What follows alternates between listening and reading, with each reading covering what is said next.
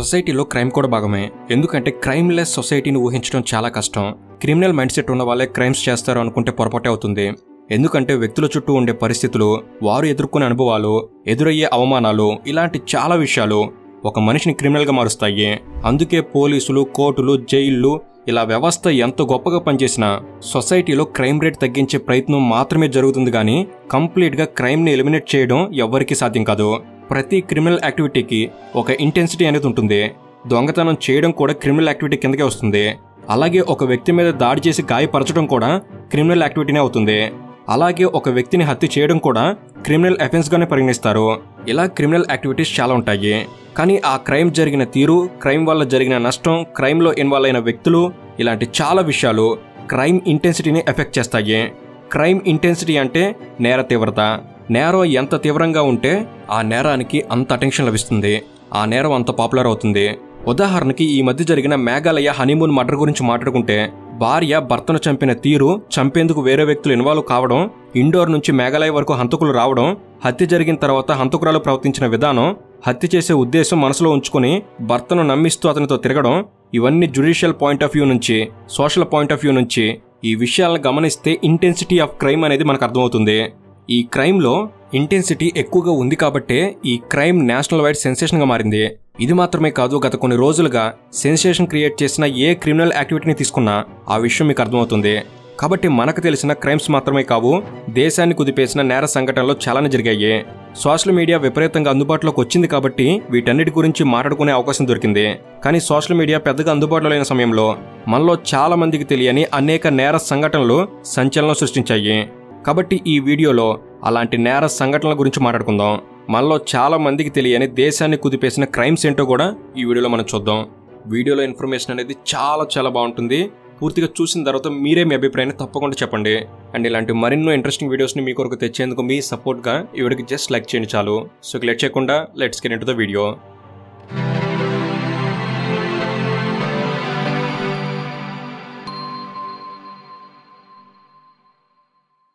దేశంలో జరిగిన అత్యంత దారుణమైన నేర సంఘటనల గురించి మాట్లాడాలంటే ముందుగా 1978లో జరిగిన బిల్లా రంగా కేసు గురించి తెలుసుకోవాలి.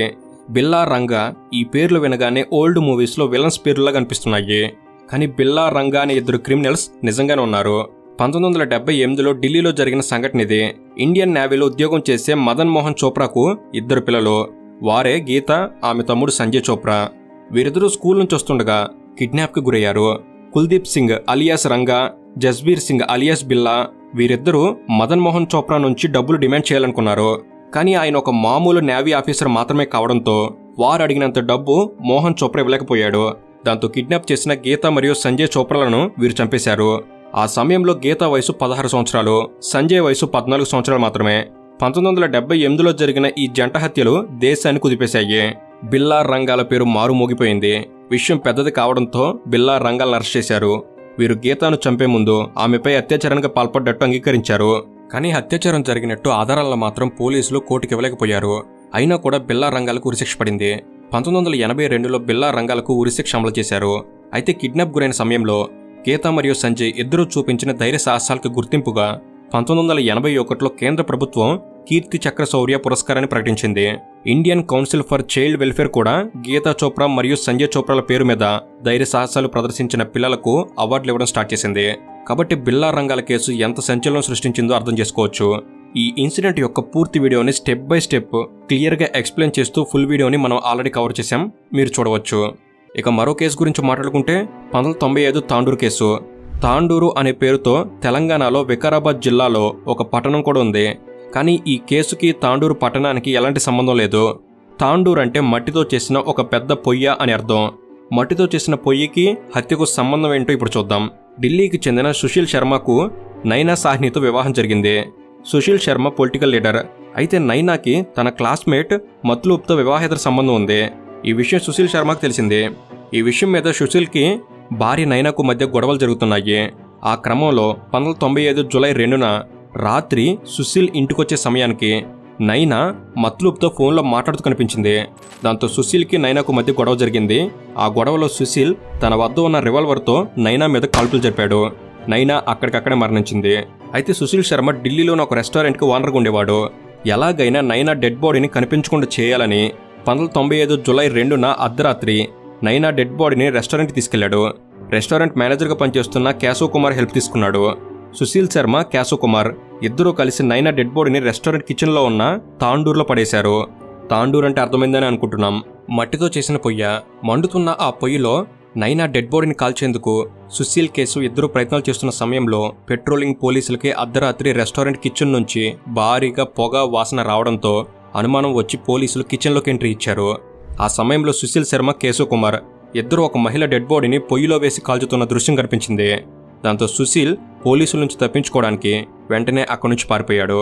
కానీ కేశవ్ కుమార్ మాత్రం పోలీసులకు దొరికిపోయాడు. ఒక మహిళను చంపి రెస్టారెంట్ కిచెన్లో పొయ్యిలో వేసి కాల్చడం 1995లో చాలా పెద్ద సంచలనం అయింది. ఆ సగం కాలిపోయి ఉన్న స్థితిలో డెడ్ బాడీని పోలీసులు రికవరీ చేసుకున్నారు. 2 సార్లు పోస్టుమార్టం నిర్వహించాల్సి వచ్చింది. దేశవ్యాప్తంగా సంచలనం సృష్టించిన ఈ కేసులో 2003లో సుశీల్ శర్మకు ఢిల్లీ సెషన్స్ కోర్టు మరణశిక్ష విధించింది. హైకోర్టు కూడా సుశీల్ శర్మకు మరణశిక్ష సరైందని తీర్పు చెప్పడంతో విషయం సుప్రీంకోర్టు వరకు వెళ్ళింది. ఇక సుప్రీంకోర్టు మరణశిక్షను తగ్గించి జీవిత కారాగార శిక్ష విధించింది. సుశీల్ శర్మకు సహకరించినందుకు కేశవ్ కుమార్ 7 సంవత్సరాలు జైల్లో శిక్షణ భోగించాడు. ఇక నెక్స్ట్ వికాస్ దుబే ఎన్కౌంటర్ గురించి మాట్లాడుకోవాలి. నిజానికి ఇది ఎప్పుడో గతంలో జరిగిన విషయం కాదు, కానీ తెలుగు రాష్ట్రాల్లో చాలా మందికి ఈ విషయం గురించి తెలీదు. అందుకే ఈ ఎన్కౌంటర్ గురించి మాట్లాడుకోవాలి.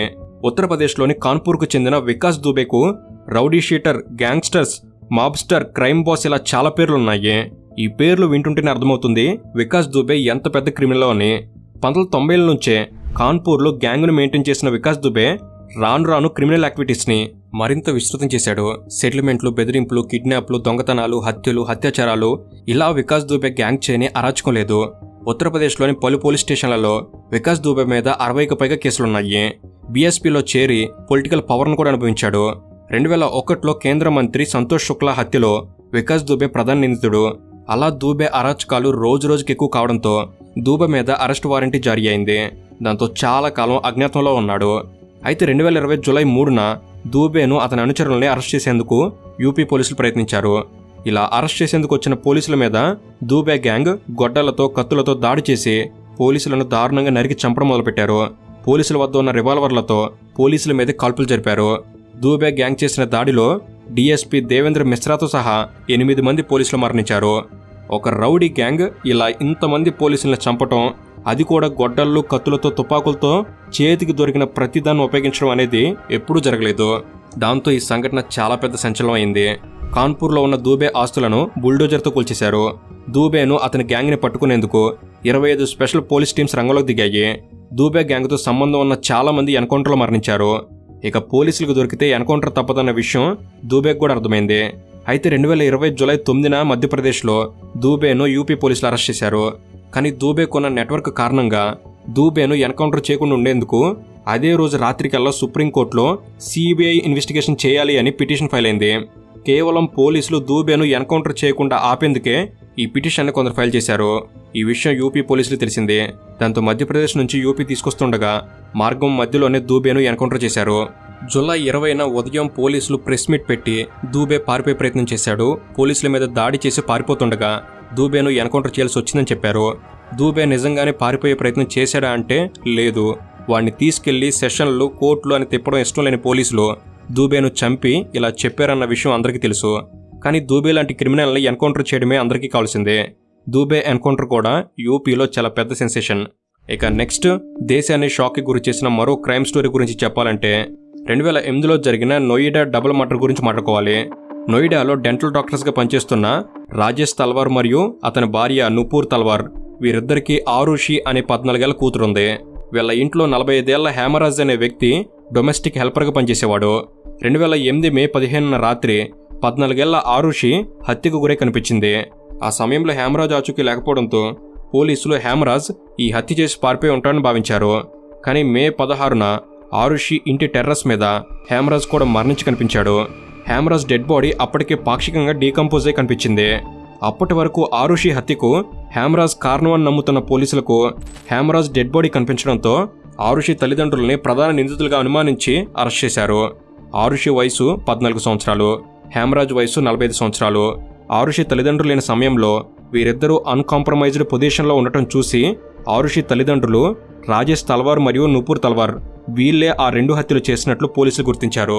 కానీ రాజేష్ తల్వార్, నూపూర్ తల్వార్ ఇద్దరూ నేరాన్ని అంగీకరించలేదు. వీళ్లే ఆ హత్యలు చేశారు అనే ఆధారాలను సేకరించడంలో పోలీసులు కూడా విఫలమయ్యారు. దాంతో ఈ కేసును ఇన్వెస్టిగేట్ చేసే బాధ్యతను సిబిఐకి అప్పగించాల్సి వచ్చింది. సిబిఐ ఈ కేసులో సంచలన విషయాలు వెల్లడించింది. రాజేష్ తల్వార్ ఇంట్లో పనిచేసే మరో 3 వ్యక్తులను కూడా అరెస్ట్ చేసి అందరి మీద నార్కో టెస్ట్ కూడా చేశారు. 45 ఏళ్ల హేమరాజ్కి 14 ఏళ్ల ఆరుషికి మధ్య లైంగిక సంబంధం ఉన్నట్టు తేలింది. కానీ విచారణ చేసిన సిబిఐ టీం మీద ఆరోపణలు రావడంతో సిబిఐ టీం మొత్తాన్ని మార్చి మరో టీంకి ఇన్వెస్టిగేషన్ అప్పగించారు. 2009లో మళ్లీ మొదటి నుంచి విచారణ మొదలైంది. ఇలా ఇన్వెస్టిగేషన్లో రకరకాల వ్యక్తులు వస్తూ పోతూ ఉండడంతో ఈ కేసు ఒక్క కొలిక్కి రాలేదు. సర్కమ్స్టాన్షియల్ ఎవిడెన్స్ ఆధారంగా రాజేష్ తల్వార్ని దోషిగా తేల్చారు. కానీ హత్యకు కారణాలు మాత్రం సిబిఐ కూడా కనుక్కోలేకపోయింది. 2013లో సిబిఐ కోర్టు రాజేష్ తల్వార్కు లైఫ్ ఇంప్రిజన్మెంట్ వేసినా కూడా అలహాబాద్ హైకోర్టు సిబిఐ కోర్టు తీర్పును కొట్టేసింది. దేశవ్యాప్తంగా సంచలనం సృష్టించిన ఆ జంట హత్యలకు కారణం ఏంటో ఇప్పటికీ మిస్టరీగానే మిగిలిపోయింది. ఇక నెక్స్ట్ మరో దారుణమైన సంఘటన గురించి చెప్పాలంటే ఈ సంఘటన కూడా నోయిడాలోనే జరిగింది. 2006లో నోయిడా దగ్గరలోని నిటారి అనే గ్రామంలో జరిగిన క్రైమ్ దేశాన్ని షేక్ చేసింది. ఈ హత్యలో అత్యంత దారుణమైన విషయాలు ఉండబోతున్నాయి. అవేంటంటే నోయిడాకు చెందిన బిజినెస్ మ్యాన్ మోనిందర్ సింగ్ ఫాందర్ ఇంట్లో సురేందర్ కోహ్లీ అనే వ్యక్తి పనిచేసేవాడు. అయితే నోయిడా సమీపంలో ఉన్న నిటారి గ్రామంలో పిల్లలు కనిపించకుండా పోతూ ఉండేవారు. ఈ విషయాన్ని పోలీసులకు కంప్లైంట్ చేసినా కూడా వారు పట్టించుకునేవారు కాదు. అలా 2005, 2006 ఇలా 2 సంవత్సరాల పాటు 6 అమ్మాయిలు కనిపించుకొని పోయారు. వీరితో పాటు పాయల్ అనే 20 ఏళ్ల మహిళ ఆచూకీ కూడా తెలియకుండా పోయింది. ఇంత జరుగుతున్న పోలీసులు మాత్రం నిర్లక్ష్యంగానే వ్యవహరించారు. అయితే ఒకరోజు తప్పిపోయిన పిల్లల తల్లిదండ్రులు పోలీస్ స్టేషన్కి వెళ్లి సురేందర్ కోహ్లీనే తమ పిల్లల్ని చంపాడని కంప్లైంట్ చేశారు. ఆ విషయం పోలీసులకు చెప్పినా కూడా పోలీసులు వెంటనే స్పందించలేదు. దాంతో resident welfare association president SC మిశ్రాకు విషయం చెప్పారు. వీరంతా కలిసి సురేందర్ కోహ్లీ ఇంటికి వెళ్లి చూడగా సురేందర్ కోహ్లీ ఇంట్లో కుళ్ళిపోయి ఉన్న చేయి కనిపించింది. దాంతో సురేందర్ కోహ్లీ ఇంట్లో వారు చూసిన విషయాలను పోలీసులకు చెప్పగా అప్పుడు పోలీసులు రంగంలో దిగారు. ఈ మొత్తం వ్యవహారంలో పోలీసుల నిర్లక్ష్యం కూడా ఉండడంతో పోలీసులు కేసు విషయాల్ని ముందుగా బయటపెట్టలేదు. కానీ సురేందర్ కోహ్లీ ఇంట్లో వెతగ్గా మానవ అస్థిపంజరాలు, పుర్రెలు, ఎముకలు బయటపడ్డాయి. 2006 డిసెంబర్లో జరిగిన ఈ సంఘటన చాలా పెద్ద సంచలనం అయింది. సురేందర్ కోహ్లీతో సహా అతని యజమాని మోనిందర్ సింగ్ ఫాందర్ను కూడా అరెస్ట్ చేసి విచారించారు. వారు చెప్పిన ప్రదేశాల్లో తవ్వకాలు జరపగా మరిన్ని మానవ అవశేషాలు బయటపడ్డాయి. దాంతో నిటారి గ్రామం నుంచి 100 మంది ఆందోళన చేయడం మొదలుపెట్టారు. ముందుగా పోలీసులు ప్రదర్శించిన నిర్లక్ష్యమే ఈ హత్యలకు కారణమని పోలీసుల మీద రాళ్లతో దాడి చేశారు. ఈ సంచలనమైన హత్యలు దేశవ్యాప్తంగా కలకలం రేపాయి. యూపీ స్టేట్ పోలీసుల మీద ఆరోపణలు రావడంతో ఈ కేసును కూడా సిబిఐకి అప్పగించారు. Human trafficking, sexual harassment, child abuse ఇలా అనేక లోతైన విషయాల్లో దర్యాప్తు జరిగింది.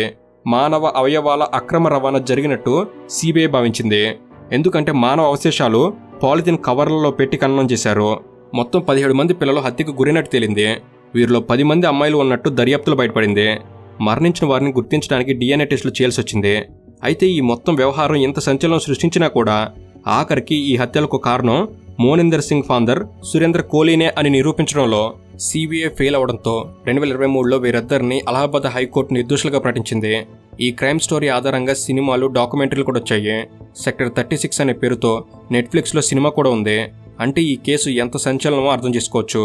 ఈ మధ్యకాలంలో దేశాన్ని షేక్ చేసిన నేరాలు చాలానే ఉన్నాయి. 2012 నిర్భయ, తెలంగాణలో జరిగిన దిశ, కలకత్తా మెడికల్ కాలేజీలో జరిగిన హత్యాచారం ఇలాంటి వాటి గురించి తెలియని వారు చాలా తక్కువ మంది ఉంటారు. అందుకే ఇప్పటివరకు వినని కొన్ని క్రైమ్ స్టోరీస్ని మీకు వివరించే ప్రయత్నం చేశాం. ఇలాంటి మరిన్ని క్రైమ్ స్టోరీస్ కావాలి అంటే పార్ట్ 2 అని కామెంట్ చేయండి. లేదా ఇప్పటివరకు చెప్పుకున్న స్టోరీస్కి సంబంధించి దేని గురించైనా డీటెయిల్గా తెలుసుకోవాలి అంటే అదేంటో కూడా కామెంట్ చేయండి. సో ఇది friends, thank you for watching. Have a good day.